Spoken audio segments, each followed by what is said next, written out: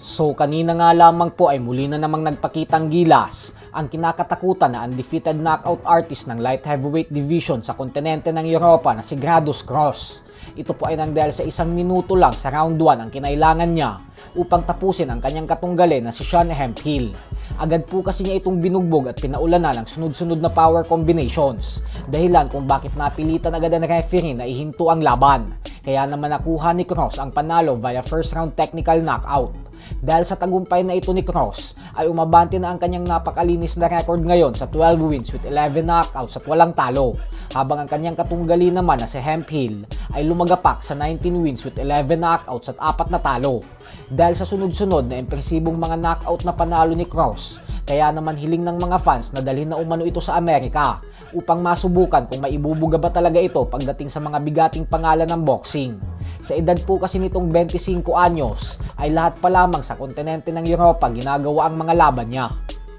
Sa kabilang banda naman mga idol ay muli na naman nga pong naglabas ng hinanakit ang former pound for pound king na si Terence Crawford patungkol sa ating pambansang kamauman ni Pacquiao. Ito po ay matapos niyang sabihin sa latest interview niya na si Pacquiao daw talaga ang hanggang ngayon ay hinihiling niya na sana ay nagkaroon siya ng pagkakataon na makasagupa ito.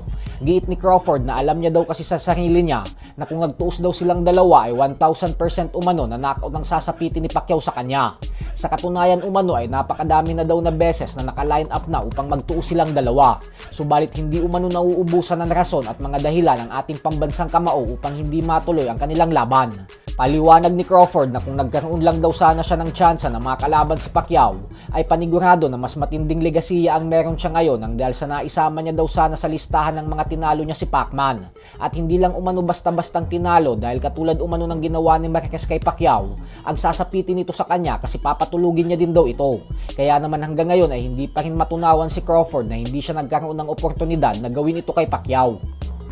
Sa kabilang banda naman mga idol ay naglabas naman nga po ng prediction ang former world champion na si Paulie Malignaggi patungkol sa nalalapit na mega showdown sa pagitan ng current WBC welterweight world champion Ryan Garcia at ng British boxing superstar Conor Benn.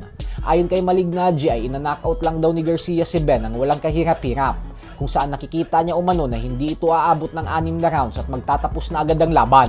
Masyado daw kasing malayo ang agwat ng level ng dalawa sa isa't isa at base umano sa kanyang opinyon ay isang overrated boxer si Conor Benn. Hindi naman daw kasi talaga ito kalakasan na boksingero, habang si Garcia naman umano ay isang napakagaling na fighter kapag motivated ito at ganadong lumaban. Kaya pagkakataon umano ito ni Garcia upang magpadala ng mensahe sa lahat ng mga nagdududa sa kanya na isa talaga siya sa mga dapat katakutan ngayon sa welterweight division.